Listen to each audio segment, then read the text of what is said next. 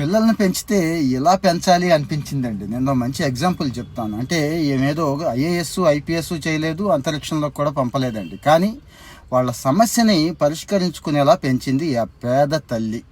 నిన్న గుంటూరులో జరిగిన సంఘటన. ప్రతి సోమవారం కలెక్టరేట్లో ప్రజా సమస్యల పరిష్కార వేదిక పెడతారు. కలెక్టర్ గారు అందరి బాధలు వింటారు. ఎవరు వెళ్ళినా కానీ చెప్పుకోవచ్చు, తెలుసు కదా. ఒక బొడ్డోడు వచ్చాడండి, చిన్న స్కూల్ చదువుకునే బొడ్డోడు.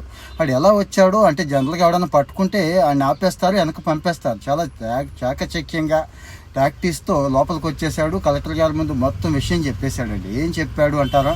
వీళ్ళకి ఒక బండి ఉండేది, టిఫిన్ బండి. ఎవడో కంప్లైంట్ పెట్టారని చెప్పి కార్పొరేషన్ వాళ్ళు తీసేశారు. వాళ్ళ ఇబ్బందులు పడుకుంటాయి కదా.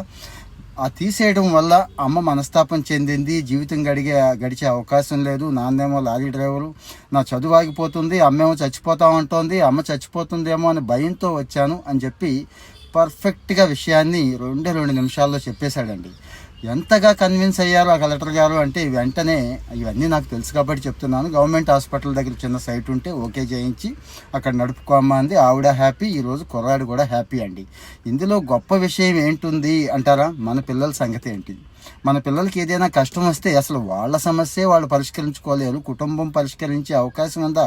కుటుంబ సమస్యను పరిష్కరించే స్థాయికి వెళ్ళారా? లేదు కదా. ఆ పిల్లాడు చూసాడా, చిన్న కుర్రాడు ఏం చేశాడంటే అదండి పెంపకం అంటే. కష్టాలు కన్నీళ్ళు పిల్లలకి తెలియాలండి. ఖచ్చితంగా తెలిస్తేనే వాళ్ళు కరెక్ట్గా పెరుగుతారని చెప్పడం నా ఉద్దేశం. రెండోది, ఎంతసేపు మ్యాథ్స్ చదవండి, ఫిజిక్స్ చదవండి, బట్టి బట్టండి, ఐఐటి కొట్టండి, అదొకటే కాదండి. సమస్య వస్తే స్పందించే విధానం ఏంటి, ఎక్కడికి వెళితే పని అవుద్ది, ఇలాంటివి తెలియాలి. తర్వాత కరెక్ట్గా 5 నిమిషాల్లో విషయం మొత్తం చెప్పేశాడు కదండి కుర్రాడు. గుర్తుందా మీకు? విషయం మొత్తం చెప్పేశాడు. ఎంత పర్ఫెక్ట్గా షూట్ చేశాడంటే మరి ఆ స్టోరీ టెల్లింగ్ కూడా ఒక టెక్నిక్ అండి. మన వాళ్ళకి ఈ మధ్య ఇది పోయింది. మన పిల్లలకు కనీసం కథల పుస్తకాలు చదివించడం కూడా మానేశారు. ఆ ఎంపతి కూడా పోయింది. ఆ స్కిల్స్ కూడా అవసరం అండి. ఈరోజు కార్పొరేట్ సెక్టార్ ఈ స్కిల్స్ ఉన్న వాళ్ళు కూడా మాకు కావాలి అని అడుగుతోంది. ఇదంతా చూశాక నాకు చిన్నతనం గుర్తొచ్చిందండి.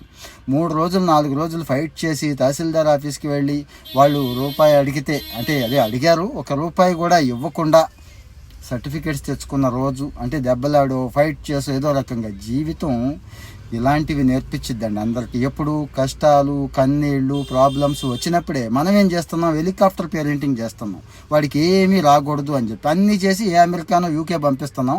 అక్కడ తెలుస్తుంది వాడికి, షాపుల్లో పనిచేసి మూటలు మోసి దొడ్లు గడికి అక్కడ సెట్ అవుతున్నాడు. ఇక్కడ మాత్రం సెట్ అవ్వట్లేదు. సో పిల్లల్ని ఎలా పెంచాలి అనే దాని మీద ఇదొక ఎగ్జాంపుల్ లాగా నాకు అనిపించింది. మీరేమంటారు? కామెంట్ చేయండి. మీ పిల్లలు ఎలా ఉన్నారు, ఏం చేస్తే బాగుంటుందని అనుకుంటున్నారు? కామెంట్లో మీ ఒపీనియన్ చెప్పండి. ఇలాంటి విషయాలు డిస్కస్ చేసుకుంటూ ఉందాం.